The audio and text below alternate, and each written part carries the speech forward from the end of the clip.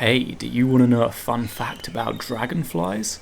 Of course you do! The difference between dragonflies and damselflies are their wings. You see, a dragonfly will have their wings oriented outwards, whereas a damselfly will have their wings in line with their bodies. How interesting! Oi oi, that's Tremella if I ever saw it. What's that, you ask? Tremella Mesenterica. Slow that down. Tremella Mesenterica. Or witch's butter, because of the uncanny resemblance and yellowy appearance.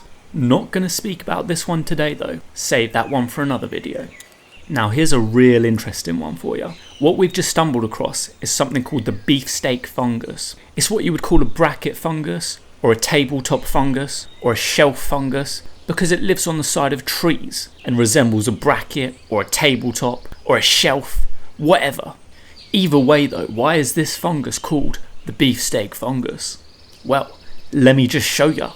Boom. That's not a sirloin, that's the fungus. This corpulent fungi's flesh is reminiscent of a beefsteak, hence the name beefsteak fungus. The mycologists out here really don't fuck around when it comes to naming shit based on their taxonomic features. Now I know what you're thinking, is it edible and does it taste like beef? It is edible, but let me tell you, it tastes like shit. Actually, to be fair, it's not too bad. It tastes kind of like it's got this kind of citrusy taste. It's like a watered down lemon. It's like if you were eating like a really watered down lemony steak. That's how I'd describe it. But it is edible. In fact, most mushrooms out here are edible. It's just the fancy few which give the rest a bad rep. Would I recommend it? Hell no. But it is certainly nice and palatable. So that's the upshot. Also, the etymology of the binomial name of this fungi, Fistulina hepatica, or pertaining to liver, due to its physical semblance of said anatomical organ. But like I said before, the taste can only be described as acetic or sour, certainly something of an acquired taste. So, like many of the woodland fungi, this species is probably best left where it's found, to fulfill its primary function of distributing spores and providing food for more appreciative denizens of the woodland. Oi oi, what's this? Looks to me like a Daedaleopsis confragosa, the blushing bracket. Looks pretty old though, let's see if we can find another one. Here you go, here's some more blushing brackets in their more juvenile stages. They can get bigger than this, I've seen them bigger, but these are little ickle baby ones.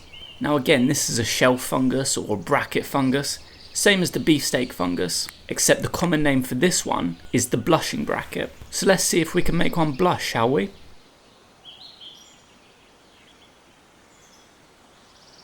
There you go, it's blushing now.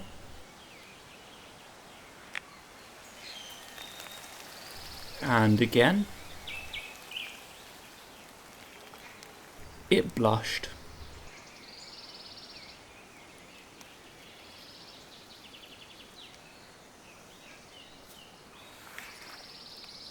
Smiley face.